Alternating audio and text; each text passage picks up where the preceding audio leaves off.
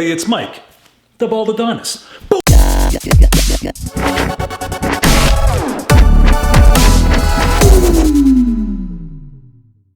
Hey guys, on tonight's episode, if you're new to my channel, welcome. My name is Mike the Bald Adonis, and I talk about many different topics, mostly my problems in my life. But I like to share my life stories. That's including me being in prison, doing steroids, having a heart attack from steroids, having vertigo, living with vertigo on a daily basis, and all the doctor's appointments that I had to do because of steroid abuse, because of having vertigo. I bring you guys along. Along with those adventures, I actually bring other people onto my channel. And I got Crazy Christian, he talks about all different things. I got Conspiracy Theory Thursdays with Gary from the gym. And what I do is I actually get people involved to talk about their interesting life stories. Tonight is no exception. And example, my gym. I have a lot of people in my gym. Everybody from police, fire, lawyers, personal trainers, dentists, whatever the case may be. Everybody and anybody goes to the gym. And everybody has an interesting story. And on tonight's video, my friend Arthur went from being a marathon runner to all of a sudden having issues with his spine, having a tumor, and ended up being in a wheelchair. But he's very inspirational. He's been through a lot, as you're gonna hear. And he's one of my heroes, and that's for sure. He gets to the gym as much as possible, and he tries his best to do something, a little bit of a workout.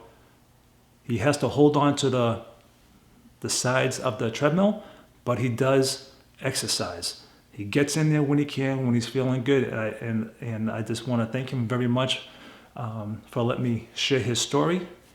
So if you do find my stories interesting, please subscribe and look for the notification bell so you can always be updated to all my new videos. Hello, my name's Arthur Demers, and I was a runner. I was a marathoner, road racer. I was a coach at Nashua South High School as a social studies teacher, and for years and years I had run, and I was in really good shape. I had run 2:28 for the marathon. I ran 30:27 for 10K on the track in college, and I was very fit, and I ran probably 10 miles a day, every day for years. I just was in great shape. I didn't drink, I didn't smoke, I didn't do anything. I just was, every day I'd go out and run, and I enjoyed it. I mean, I absolutely loved running. And it goes back to when I was a child. When I was like 12 years old, 13 years old, I used to go out and walk and run in the woods all the time. And one day at the high school, I was walking home from school and I saw this bunch of kids run by. I didn't even know what cross-country track was. And I saw these kids run by, and I went back to the high school, and there was a man standing there with a clipboard and a stopwatch, and I asked him, Andy Maloney, if I could join the team, what they were doing. And he explained they were running cross-country, and I go, can I join? A week later, luckily, I jumped in a cross-country race at the high school, and I won. And it was phenomenal. There was something that I was good at, and from there I took off. So I ran all 4 years in high school. I ran cross-country. We didn't have indoor-outdoor track, but I ran road races and I did other things. In my senior year, I was actually voted as the athlete of the year for what I did in cross-country for the high school. I went off to college and I had a scholarship, and I ran 4 years in college, and I did really well in college, and I loved it. And I remember my coach at college, George Davis, said to me, why don't you become a school teacher? And I said, school teacher and coach, you'd be very good at it. And I said, no, I'm good, I get something else planned. And I always felt that you had to do something to serve your country. And one of the things I always believed in was that you had to do something. And I checked all the military branches, and at the time, in 1983, there wasn't very many opportunities for the military. It was a very peaceful time, and that period of time. So I didn't join. I really wasn't keen on joining the military, but I still wanted to serve our nation some way.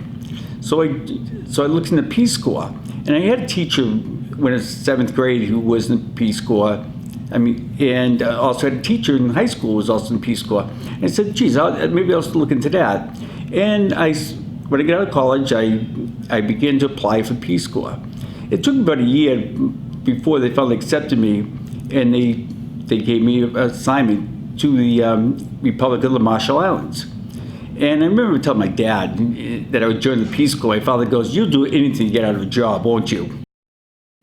And I laughed, and I said, "Dad," and he goes, "How much?" All right. He goes, "Next question." He goes, "How much is it going to cost me?" I go, "Dad, it's not going to cost you anything. Matter of fact, I'm going to make $8 a day." And I was like, that's what I wanted, And my father just shook his head, and he was resigned to the fact that I was going to do it. And I always believed that you had to give back to the United States. And that was something that I strongly believed. So I joined the Peace Corps. And I served on a small island in the Central Pacific in the Marshall Islands, a small little island called Lib Island in the Marshall Islands. When I left the United States, I left as a local business advisor. When I arrived in the country, in the Marshall Islands, they said, "Oh, the new government advisors here." And when I arrived on the outer island, the people in the outer island say, "Oh, the new school teachers here." Well, I just went with the flow, and I was very happy with being a school teacher, and also did my local government advisor. I was there for 2 years, and I enjoyed every minute of it. And I served on an island that had no running water, no electricity. Even the radio for the first 10 months I was out on that island didn't have the radio even worked. So I was pretty much out of this island with, by myself, the only American on the island, with 170 roughly Marshallese citizens out there. And, I survived, and I had a wonderful time. It was a great experience for me. And I left I left that island. I came onto the capital. And my third year, at the end of the year, I was ready to go home. At the end of the second year, Peace Corps served for 2 years. And I was ready to go home, and I was at the going away party. And after the going away party, I went out with a bunch of the Peace Corps volunteers, and all of a sudden a beer arrives at my table. And there was a beer, and I go, "Where'd this come from?" And the guy said, "That girl over there sent it to you." And that girl was my future wife, and she's a Marshallese citizen, Jane, and I walked over and I said, "I better ask her to dance." She sent me a beer. Well, I asked her to dance, and 32 years later, we're still dancing together. So, it worked out.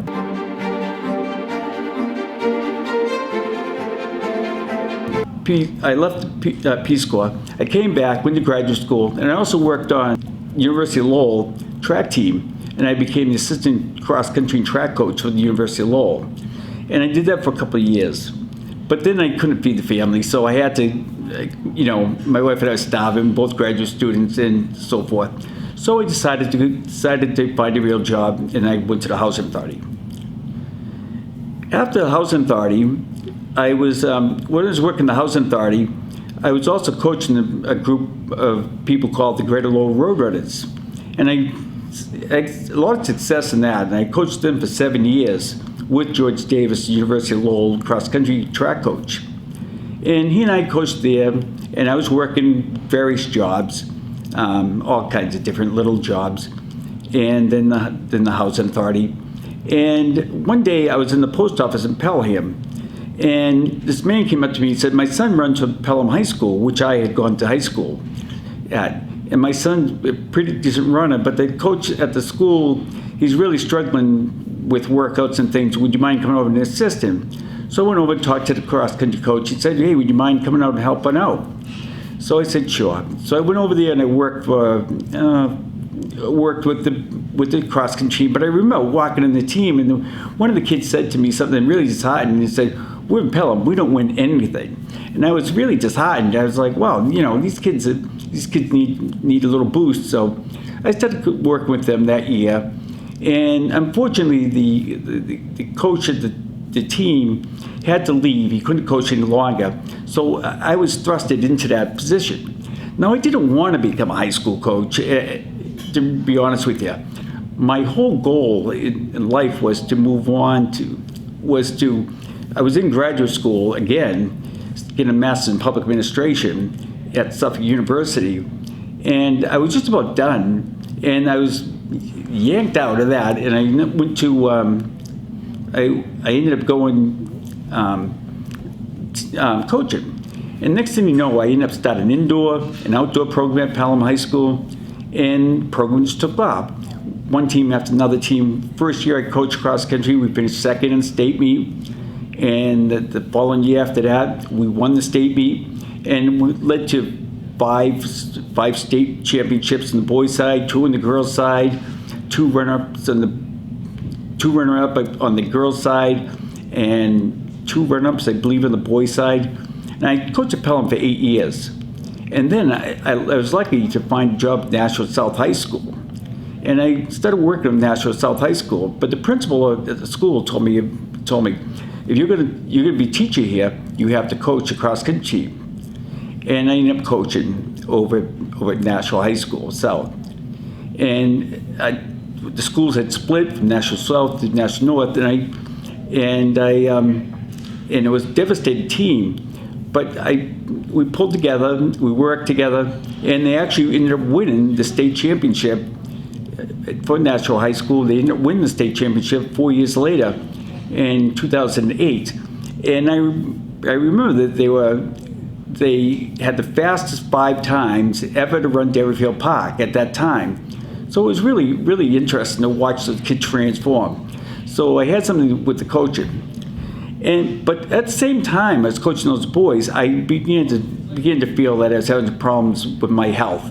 And I wasn't sure what was going on. But for a number of years, I had problems with my back and my hamstrings and various other things. And I thought it was just I was getting older. And I thought maybe, as getting to turn 40, and I said maybe some of it's just age.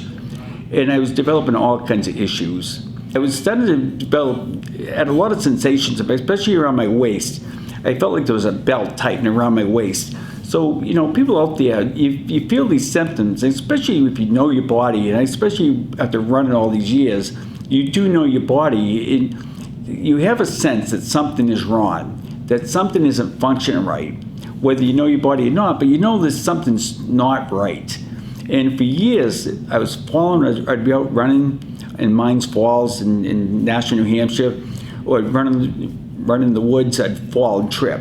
And the kids just give me a hard time, the kids I coach. They used to say, "Oh, Coach, you talk too much. You're yakking too much, and you're not paying attention." And I was falling all the time. And then I was running on the streets, and I was falling on the streets. And then eventually I was walking. I was falling when I was walking. I was like, what the heck is going on? And again, the tightness around the waist. And then, but last year especially, things really started to escalate really quick. I had problems urinating. I was urinating all the time. As a matter of fact, the vice principal of my school one day stopped me. I was coming out of the men's room, and I was getting another cup of coffee. And she said to me, she goes, "How many times are you supposed to be in class?" And I go, "Yeah, I'm supposed to be in class." And she goes, "What are you doing in any classroom?" I go, "I had to go to the men's room." And she goes, "Oh my God, this is about the 6th time I've seen you in the men's room." I go, I don't know what's happening. So I mentioned to the doctor that my personal physician, was excellent because he sent me for every test imaginable. And he tried. I mean, he really did. He did a nice job with all kinds of medical procedures, but no one was getting down to what was going on. And one of the things that happened was they kept sending me MRIs, and they kept telling me I had sciatic nerve problems. And I spent many days and many weeks in PT, and I was being, try this exercise, try that exercise, legs raises, all kinds of things they had me do, but nothing at all was working. And in 2012, in the fall, I went in to see my doctor, and he said, I went to my doctor, and he sent me back to see this this not cardiac doctor, I'm sorry, orthopedic doctor, and he sent me in for another MRI. And right after I get out of the MRI, he said to me, he goes, you have sciatic nerve problems. And I go, no kidding. I know I have sciatic nerve problems, but there's symptoms on my right side now, and I have a lot of pain in my buttocks, around my waist. Is there anything you can do? And he pulled me it's sciatic nerve problems. So I reached down and I pulled out my shoes, and I have a pair of shoes here, and I showed him the bottom of them, and they were like this, and they were 2 weeks old. These are a little older, of course, but the shoes were like this. They were worn out on the toes, and they were 2 weeks old. And I asked him, I said, something's wrong. And he said to me, did you really check your upper back? I go, don't you check the whole thing? And that's one of the things about the medical profession. Sometimes they check a certain area, and if they catch like sciatic nerve problems, it's sciatica. But he goes, did you really check your upper back? And I go, no. So he put me in the tube again, and he looked, and he calls, I get out, and I go, he walks in, and of course I'm there like, I had a list of things I thought it was, because I had done my research. And, one of the things was a tumor, but I was like, I thought it was Lyme disease. I thought it was everything else. And he said to me, you have a tumor. And I'm there, what? He goes, you have a tumor in your back. And he said, I'm going to suggest Dr. Carlos David down in Burlington Hospital, Lady Clinic. He's really good at neurogenic surgeon. So he sent me down to see him. I went down there, and Dr. David had me go in the tube down there, and he read the MRI, and he said, you have a tumor. And he goes, I don't want you to lift anything. I don't want you to lift a can of a soda. I mean, it'd be too heavy for you. He goes, I don't want you to do anything. I go, can I run at least one more time? And he said, no, I don't want you to run, especially run. But I did, of course. I had to go out one more time.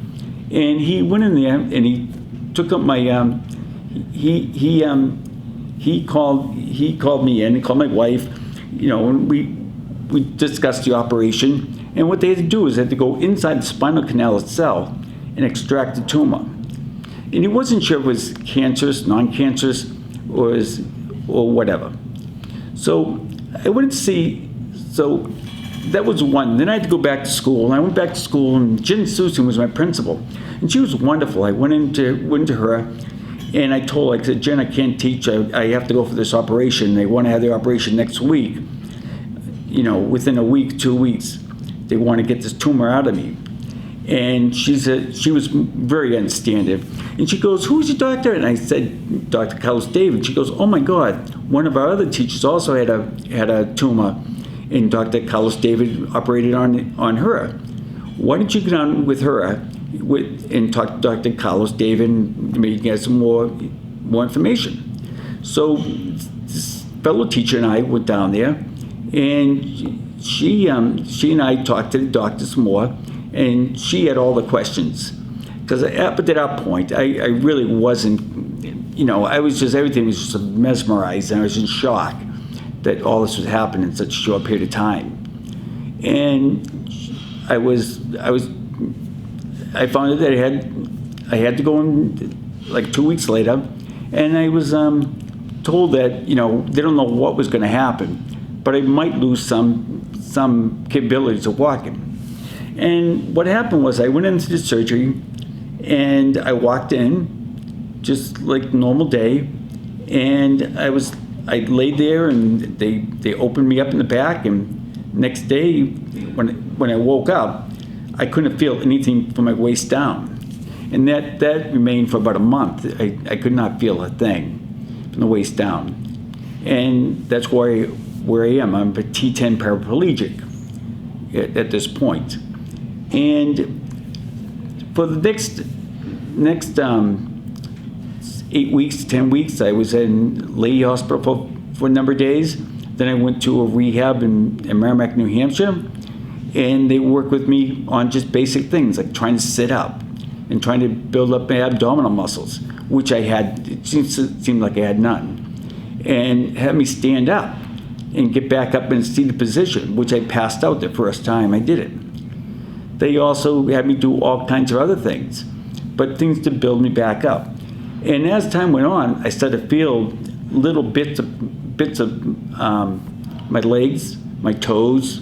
First was my right toe, my big toe. I could feel that, and I started to wiggle that. Then I was able to wiggle my legs, and then I was able to move ever so slowly. Now I have feeling from my feet upwards. Though if it's dark, if it's nighttime, I have no idea where my legs are. And if I don't look, I'm very leery where my legs are. So a lot of times at night, it's very difficult for me. So walking around, and it's very difficult with that at night. But I've been able to move, and as time's gone on, I've been able to gradually build up and start feeling my legs and my toes, my feet, and then I went back to school. I went back a year and a half later. I have a job back, and I started teaching. I taught a whole year. Everything was going fine. That following summer, I went back to running camp where I'm a counselor at a running camp for 2 weeks a year. I've been doing that for over 21 years, and I was able to go back to running camp. And that year, I went back to school, and the fourth day of school, I went into school, everything was fine, and all of a sudden I went to a teacher's meeting. And one thing about being a teacher, one thing that I really despise about being a teacher is teacher workshops, and teachers we're always going to start something new. We're going to reinvent the wheel. Now, one of the things we're going to reinvent was something called grading system. We're going to 5, 4, 3, 2, 1 grading scale. And I'll be honest, I wasn't too keen on that. And I remember that was like the last thing I remember. And I went back to my room, supposedly, with my wheelchair, and I wheeled up, threw out all my lesson plans, every last lesson plan, and took all my personal stuff in my classroom home and put it in my van, and I went home. Well, I stopped to pick up my son at practice, and my son said I was really quiet, which is really unusual for me. And I got home, and I sat in a chair, and I just looked out the window. And everybody was like, the house was like, "What's wrong with Dad? What's wrong with him?" And no one was really, they just knew I was quiet. So I went to bed that night. Next morning, my son got up and went out for a run, and he comes back, and he realized that I was having a full-blown stroke at that time. And I was had a full-blown stroke. And again, in 2 weeks in the hospital and 8 weeks in rehab. But the same day I had the stroke, my niece also had a stroke. She's 25 years old and in good health and everything else. It was a family thing. My father had strokes, so we had the gene, and they tested us down to Mass General, and we found that we had the gene for strokes. And but she recovered real quickly, and I for some reason don't remember much of being at Southern New Hampshire, being transferred to Mass General where my niece was, and throwing her out of her bed to be close to the nurse's station. There's a picture of me and her at the house that shows us with our little wristbands on at Mass General, but I don't remember any of that. And of course I was rambling like I am now, and I was just going crazy, just talking, but I don't remember a thing about Mass General. And they transferred me to a rehab in Salem, New Hampshire, Southern New Hampshire Medical Center's rehab there. And again, for the first few weeks, I sat there, and I remember bits and pieces, but barely anything. And it was funny because I was sitting there drinking coffee and just watching people go by, and I was like, what the heck is going on? One of the things that was really strange is they put me in a room with my brother's best friend's father. And I was like, why the heck am I in the room with him? And I thought, to be honest with you, I died again. And I was wondering, why the heck, why all these people coming in and out? And I really couldn't make any sense of what was happening to me. Eventually, I was transferred to a rehab in Nashua, And about probably 4 to 6 weeks after, I started to regain some consciousness. I happened to be sitting outside one day, and I saw a school bus go by, and I go, wait, that's National School Bus. Wasn't I a teacher? And I came in that night, and I was sitting there. My wife was there, my brother, and this guy who'd come down the hallway every day, and he would like say things, and he had some developmental issues. And for some reason, I just got tired of his rant to the ladies out there, the nurses. And I snapped, and I said some foul words. The first time I'd spoken, the whole family was like, oh my God, he talked. Oh, but he swore, he swore, and it was really kind of a comical situation. And next thing I know, I was coming out of it. And I realized that I had a stroke. And after that point, I kept on coming out until I finally was able to, regain quite a bit. I haven't regained all my strength in my left hand. I still tingling on the left hand. In my left eye, every once in a while, twitches. But things did calm down from that point. After that, 2 years later, I ended up with a baclofen pump inserted into my inside my abdomen. The baclofen pump would serve the purpose of delivering baclofen directly into my spinal cord, which would kill the pain that I was having in the buttocks and in the hamstrings. But unfortunately, it was in there less than 3 weeks, and they brought me in the hospital. And the doctor looked at my back, and he goes, "Oh my God!" He goes, "I'm going to send you an infectious disease." I go, "Why?" He goes, "There's a problem." I went with infectious disease, and the woman looked at my shirt, and she goes, "Oh my God, you're going to be admitted right now." She goes, "I think you get back spinal meningitis." And of course I had spinal meningitis. What else can happen to me? So I ended up in Leahy Hospital down in Burlington again. And the second day I was there, I was lying in bed, and I remember just feeling really bad. I mean, absolutely terrible. And to be honest with you, I was ready. I was ready to go. And I was lying there on the bed, and I was like, the minute my wife leaves, that's it. I'm calling it quits. I'm going to heaven. That's where heaven or heck or wherever they're gonna send me. And I was lying there, and all of a sudden I woke up. And my wife was sitting there, and I go to was somebody here praying over me? And she goes, "Yeah, they just gave you the last rites." I go, "Last rites?" I go, "You pay them?" And she goes, "Yeah, I gave them $25. I go, $25? Is that all I'm worth? So she ran down the hallway and gave him $100, and I woke up. Next day, the doctor took the baclofen pump out of me. And that day, too, I died on the table, ascended towards heaven again, and I was ascending up with all the white and the whole bit, and everything you read about, everything you see, people going to heaven, and I was dropped. And I felt like a free fall, and I landed back on the table, and I woke up, and here I am. So that was my next problem. And I've had other problems with this whole ordeal I've gone through. I've had dental problems. All my teeth just fell out. They started breaking and they fell out. I had dentures, uppers and lowers, and I didn't plan on those, but they just happened. And it was lack of vitamin D for some reason was not being absorbed into the body. And then I had urinary tract infections, which is part of the spinal, which is caused by the spinal tumor, and also that operation. And that's been very difficult. So I have bouts with that. Currently, I have probably 1 bad day to 2 bad days a week. I had a few bad months. I'd like to go back to work, but I just can't. It's not fair to the kids that I could not be there. I don't know what days are going to be good and what days are going to be bad. I wish there was Saturdays and Sundays. I could point out to those days, but I never know. It could be today, it could be tomorrow, it could be this afternoon, it could be anytime. But those are the things that happen with those type of situations, and it's just crazy.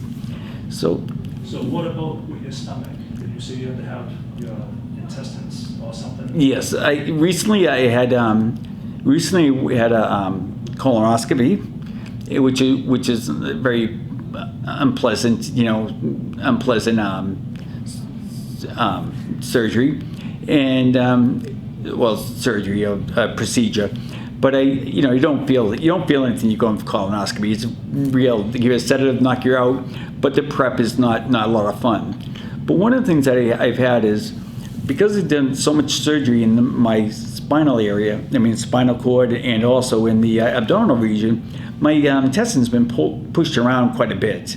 And one of the things the doctor did note that my intestines are a little pushed around here and there, and it's caused me some problems with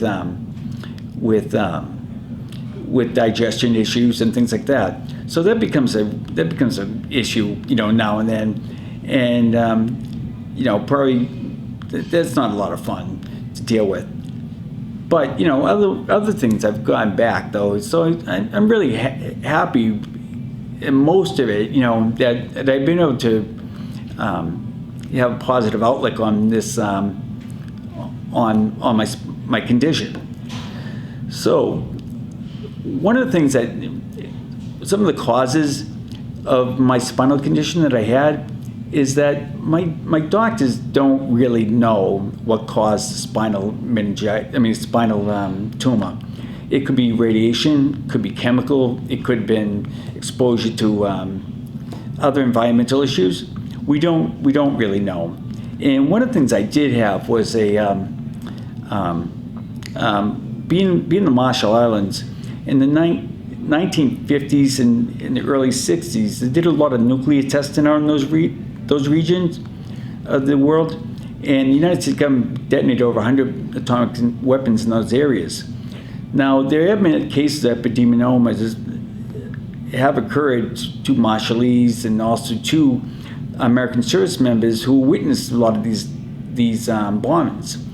And so who knows? That might have been the cause. I ate the fish that ate food and food that was in atomic areas. The island that I lived on was evacuated for a while, and they might have done testing there. We don't know, because a lot of it's classified. And I don't know if I've been exposed to radiation, and that's what caused my epidemionoma. It might have, who knows? It's one of those things. It might have been caused by chemicals that I was exposed to when I worked at the housing authority at Lowell, washing floors, cleaning up or whatever, because I worked in the maintenance department there.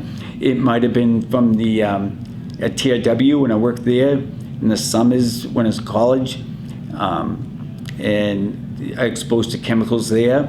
Who knows where the epidemionoma stems from? But it is what it is, and I just roll with the punches now. After years and years doing this, and I'm just hoping that I can get out and tell people out here that you have to understand your body, and be persistent and consistent with your doctors and say, hey, something is not right. And that's what happened with me, is that something was not right with me, and I knew there was a problem in me. Now, what's my outlook? I'll probably never be able to walk again, but I can walk along walls if someone's helping me. I can, if I'm holding on to something, I can use hand crutches to get across places. I can't walk too far with the hand crutches, but I can do pretty well. I have a wheelchair, a lightweight wheelchair that propels me from here to there. I'd like to eventually get a racing wheelchair so I could race, because I've always had a competitive attitude, and I always like to feel good about myself, in getting out there and trying the best I can. And someday I will. One of the things I'm doing is I go to the gym quite a bit now. And the days I feel well, I go to the gym, I work out, I lift, I walk on the treadmill. I hold on tightly, but I walk on the treadmill for a couple of hours a day, and that seems to help. And I have a treadmill at the house, And those are things. One of the things that I have to really say is that my family's been excellent. My family, my son, who's going to graduate from University of Lowell, where I'm an alumni this year. My son's graduated in public health degree and he's going for a master's. He's been wonderful. My wife, she's been phenomenal. I mean, put up with me and all the things that I've gone through. And for a number of years, I did not tell her that I was sick. And she at first was a little bit not happy with me for not telling her, but I didn't want to scare her. And for 4 or 5 years, I knew something was wrong, but I didn't want to scare anybody. I knew something was not right, and I kept on telling people, and I kept on telling my doctors, and they just didn't get it, that I knew something was wrong. And I didn't want to scare my wife. And she was, since then, she's been wonderful. She takes care of my medicines. She's worries about me driving. I actually drive. And, that was one of the things. I didn't get my independence. I can drive, and actually, I've gotten enough back that I can actually drive without hand controls. And people always ask me, why do you drive? Well, my right leg and my right foot works really well. Hitting the gas, hitting the brake, and I've driven pretty far in my car, and I have no problems at all. But getting the independence back, it was a big thing. And my wife made me go to pain management school, where I dealt with the pain, and it was wonderful. Lady Clinic offered a beautiful pain management class. I went there, gave me time to talk to people about what it is to have pain and what to do about it. And one of the things that the woman did at the pain management school was the fact that she was able to have me sign a contract with the family that I'll only drive when I feel good. Like today, I felt good, I drove. If I have a bad day, I don't drive. If I know my right leg's not doing what it's supposed to be doing, I don't drive. And if I'm just having a bad day, I stay home. But it is nice when I do feel good that I can get it in the car and go for that ride. So I do have some independence. I can take care of myself and when I'm feeling good. And I can do the things I want to do when I'm feeling good. I'd love to go back to school and teach. I'd love to go back to coaching, but I just never know when those days are going to be good and what days are going to be bad. But my wife, my son, my sister-in-law, and my wife's sister and her son have been excellent to me. And many friends around me, my brother, my sister, their families, and so many extended friends that I have been wonderful to me. If I need a ride anywhere, I need to go to the doctors, I need to do anything, I never had a problem getting help. And people are just wonderful all around me. And going to the gym, when I go up here, people are wonderful, and I never have a problem with things. So, it hasn't been as bad as I thought it could have been. I really, I just keep on working hard, and that's the thing that I have to do. And I just want people to understand that, being in the chair, it doesn't make me any different than anybody else out there. I have some disabilities, and I have some issues now and then, but overall, I'm really the same person. That's. What would you suggest for other people in your situation? Like, what would be the hope for them? One thing about spinal injuries is that, and I've been on a lot of Facebook sites, and I'm on a lot of websites and everything else. With spinal injuries, you never know. Some people, if they catch it early enough, it's a quick operation. They go in the spine and they take the thing that I had out, and they're fine. They're walking. Other people, it could mean never walking again. It could have been, if mine had burst out like the doctors had told me, and I was lucky because I caught it just in time because it was ready to burst. If it burst, I would have been T10 permanent not paraplegic. I would have paraplegic. I wouldn't have been able to walk. or walk along the walls. And it depends on the situation. Everybody's different. And there are all kinds of different types of levels of spinal cord injuries. So some people walk, some people just don't walk. You know, you don't know. Everybody's different. So one spinal cord injury may be different from the next. And you never know. And doctors, when I first was, when they did this spinal cord injury and I was lying there, I didn't know I was going to walk again. They didn't know I wasn't going to walk again, and or get up and do a lot of things. And you know, I just kept on digging at it and digging. And like I said, it was the toes, then it was moving the feet, and then it was moving the legs, and then slowly worked upwards. And finally, I can feel everything below the waist. Again, the only time I have real difficulties is at night when it's dark. I have no clue where my legs are. So I fall out of bed all the time. I do that quite a bit. My wife always laughs because she goes, "Oh my God, you're on the floor again." And I'm there like, and my legs are on the floor, but I might be still on the top part of my body, still lying in bed, and I have no idea where the legs are. So it is comical in some aspects. So, and yeah. You have another question?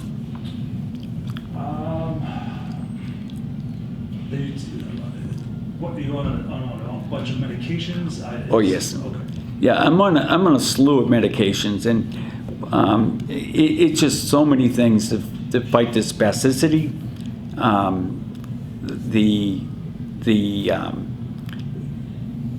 There's a lot of things that I'm on.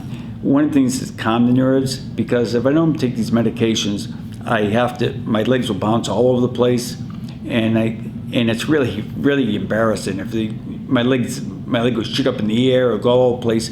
So they give me all kinds of medicines, from baclofen, which I take orally now, and they try to inject it straight into the spinal cord, but they couldn't because it wouldn't work, and they spinal meningitis. But I take it orally. But the problem with taking orally, it goes to all parts of the body, and it can make me pretty tired. I take that, and I take Neurontin. I take bladder medication to help the bladder.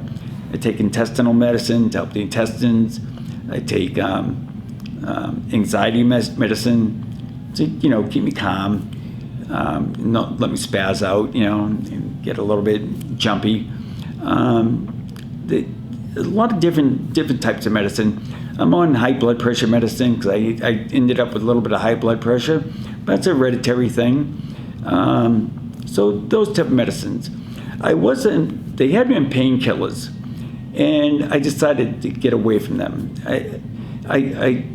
They prescribed me all kinds of pain medicines, everything from Percocets to oxycodone to all those. And one day I said no more, because what I was doing, and it's very easy to get addicted to those things, and I never realized how easy it is. And I feel bad for people who are addicted. Now I've learned a lot, because I was taking one, and that wasn't doing it, and then I would take two. But the first time I took them, they gave me the high, and I didn't feel the pain. But the second, third, fourth, fifth time, or after a week, 2 weeks to 3 weeks, wasn't I needed one, I needed two. And then I needed three, I needed four. And then one day I said, what am I doing? I'm killing myself. And I decided no more, so I got rid of those things. One of the funniest things was they had me, I had to sign a contract with the state that I was taking these pills, and I don't have to do that anymore because I don't dare take those pills anymore. But one of the things that was funny is I was at a track meet, we'll watch my son run, and there was a fellow teammate of mine in college was also at the meet, and he had ALS, and he was sitting next to me, and he was in his wheelchair, and he said to me, "Hey Arthur, have you tried medical marijuana?" And I was like, "Medical marijuana?" And this kid was the most conservative kid I ever knew. I thought we were running one day, and I think he was going to he said that if you got caught with one joint, you go to prison for 10 years or something. I was like, "Were you out of your mind?" And I was like, "No, I'm not doing medical marijuana." Even though I was conservative on that aspect, I was, not. I just couldn't see locking someone up for having a little bit of marijuana or such. And he goes, "Oh, you got to try it. It really helps me with my pain." And they're like, "Oh my God!" So he got me. He and I talked, and his wife also unfortunately had breast cancer, and she was also on medical marijuana. And they talked me into getting the card, and I tried it. I didn't try smoking it because I refused to smoke it. I tried the edibles, and I tried the stuff you drops in under your tongue. And to be honest with you, I didn't find it worked at all. And I found that if I had a couple Sam Adams, that worked pretty well too. So I just went with the regular Sam Adams, and helped the digestive system also. And I decided not to do that, and that was my those little side. So that's one of the things I took, and yeah, I took all kinds of medicine to help with the situation. And currently, it's mostly the baclofen and the to get my blood pressure down and things like that. And again, it's really strange. I mean, the blood pressure and the stroke has to relate to family history. And unfortunately, my grandmother and grandfather, my father, and everybody in my family had high blood pressure. And if you look at the past records, I was a candidate to have high blood pressure. Even though I ran all that time, I still had to be careful, and I still have to be careful. Currently, I check my blood pressure every single day morning. I check my pulse every morning, and I have a pulse of like in the 50s, and my heart rate, the blood pressure is excellent. It's a 110/60, and so it's really, really good, and I feel healthy. So it's been pretty well. One of the things that I really think is important is that you get out, get away from the house. And like I said a few minutes ago, I drive, and that's giving me some mobility. And if you don't drive, maybe you can get out and someone can drive you to a place like the gym, or to some kind of club or some kind of organization. But the gym, I find, is an excellent place. I've met great people here, and I'm able to tell my story, and able to share what happened. And I don't think people realize that the gym has really helped me, to get out and just feel good about myself. It's been a rough road, but at the same time, coming here, working out, walking on a treadmill or lifting weights has been a great experience for me, and I enjoy it a lot. And it's better than sitting at the house and watching reruns of Cops or reruns of whatever. And that can happen very easily, especially when you're feeling down and you're feeling lousy. It's very easy to get caught in the trap. And this past December, January, and February, I got caught in that trap. For some reason, my body shut down, and all I was doing is either sleeping all day and awake all night. And for months, I didn't do a thing. I gained weight, and I just didn't feel good. Now I'm back at the gym, and I feel great. And my diet's improved, my health is improved. Walking on the treadmill, lifting weights, doing all those things have really, really, helped a lot. And I really think you have to get out of the house and out of the home, and not sit there and do nothing. But there's plenty of things out there to do. And like yesterday or the day before, there was a track meet over at Elverton High School, which is the local high school, and I went over there and volunteered, and I volunteered at the track meet.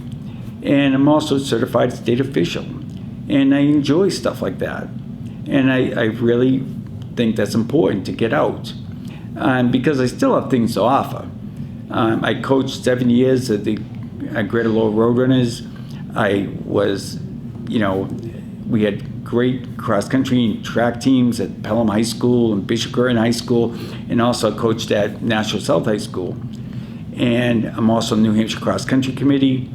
I am on the NHIA Hall of Fame, which is the National New Hampshire High School Interscholastic Athletic Association Hall of Fame, and for my coaching. So I still have things to offer. And as soon as I get better, and as soon as I start feeling well enough, I really want to get back into the teaching or the coaching or whatever, even if it's part-time. Because I know there's kids out there that need me, that need me to coach. And also, for me to get out and also educate people on what's happened to me, and hopefully not that this happens to anybody, but if someone has some issues that they reckon maybe has some of the symptoms that I have, that they can go on and educate themselves, educate others, and and help. Yeah.